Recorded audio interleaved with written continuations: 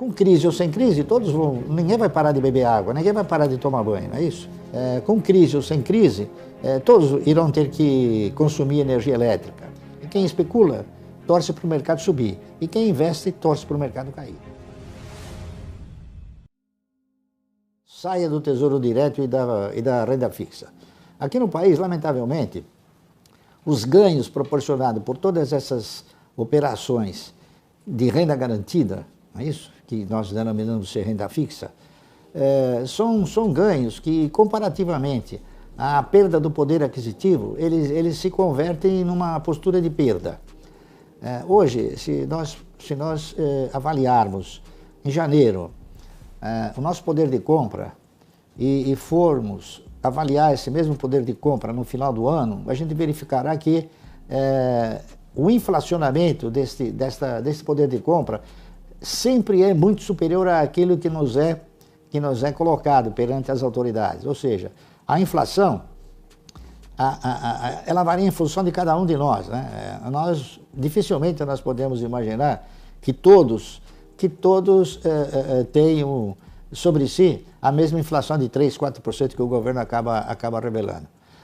Nós somos um país muito diferente dos países desenvolvidos, onde efetivamente a inflação ela percorre a trajetória de 0,5%, 1% ao ano.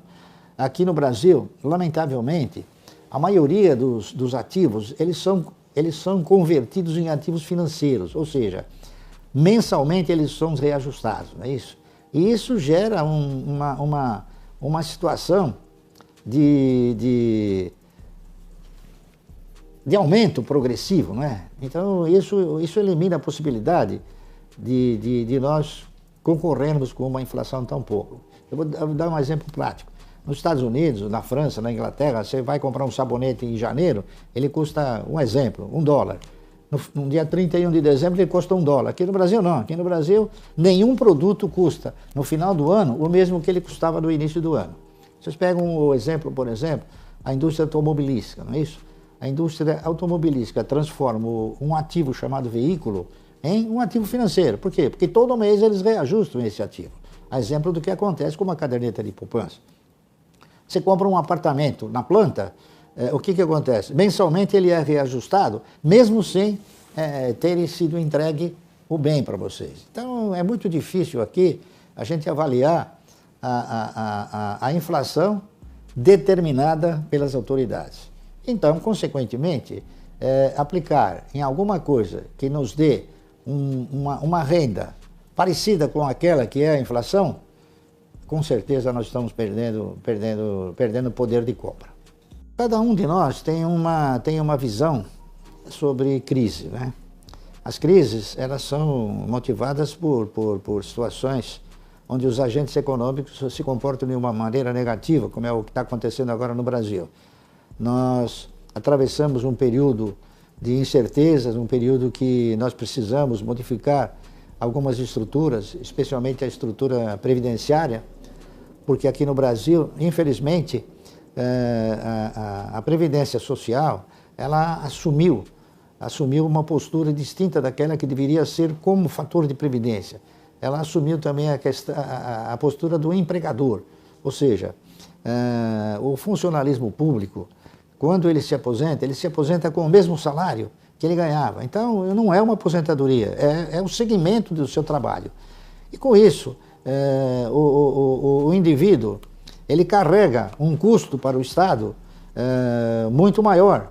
Por quê? Porque este afastamento que ele tem, ganhando o mesmo salário, irá obrigar o Estado a colocar um outro elemento no seu lugar, ganhando também um salário. Então, o Estado ele passa o quê? Ele passa a produzir um sentimento de custo muito superior àquele que normalmente seria se o indivíduo simplesmente fosse provido de recursos originários de uma estrutura de previdência.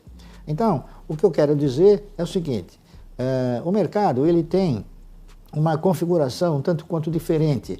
Aqui no Brasil, a definição de mercado, ela não é encarada tanto como um mercado de risco. Nós aqui no Brasil, nós somos mais um mercado de oportunidades porque as oscilações produzidas na cotação das ações são oscilações que elas não têm fundamentos básicos, lógicos, né? Qualquer boato, ele é indicativo para modificar o direcionamento de uma ação, ou subir ou cair. E outro fator também que nós temos aqui no país é que nós não temos um colchão de investidores capaz de suportar pressões como aquelas que o mercado está submetido. Eu daria como exemplo o seguinte: o mecanismo de locação de ações, que permite o cidadão locar uma ação e vendê-la no mercado, é um mecanismo que tem sido extremamente nocivo, porque ele gera uma oferta fictícia, uma oferta imaginária, não é isso? Então, o mercado não tem essa estrutura de investidores.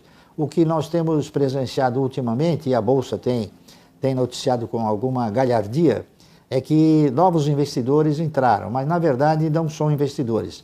São especuladores, são aplicadores de curto prazo que não promovem uma sustentação no instante em que o mercado sofre uma pressão.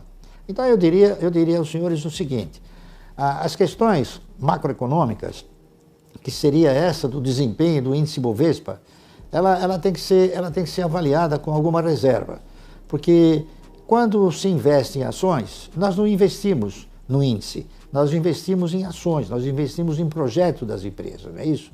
E mesmo nós tendo uma situação adversa na economia, nós temos segmentos que eles qualquer que seja a posição socioeconômica ou econômica do país, o cidadão vai consumir. Por exemplo, no caso de abastecimento de água, com crise ou sem crise, ninguém vai parar de beber água, ninguém vai parar de tomar banho, não é isso? Com crise ou sem crise, todos irão ter que consumir energia elétrica. Então, eu acho que o segmento tem que ser avaliado dentro de atividade econômica, avaliando se a empresa, não é? O que a empresa tem de histórico para poder oferecer e quais são os sentidos de perenidade do setor e da questão também da sustentabilidade, não é isso? Então, mesmo uma economia em recessão, ela sempre terá movimentos que irão contemplar resultados de empresas. O setor de energia elétrica é um deles, não é isso? É um setor que ele é um setor considerado perene.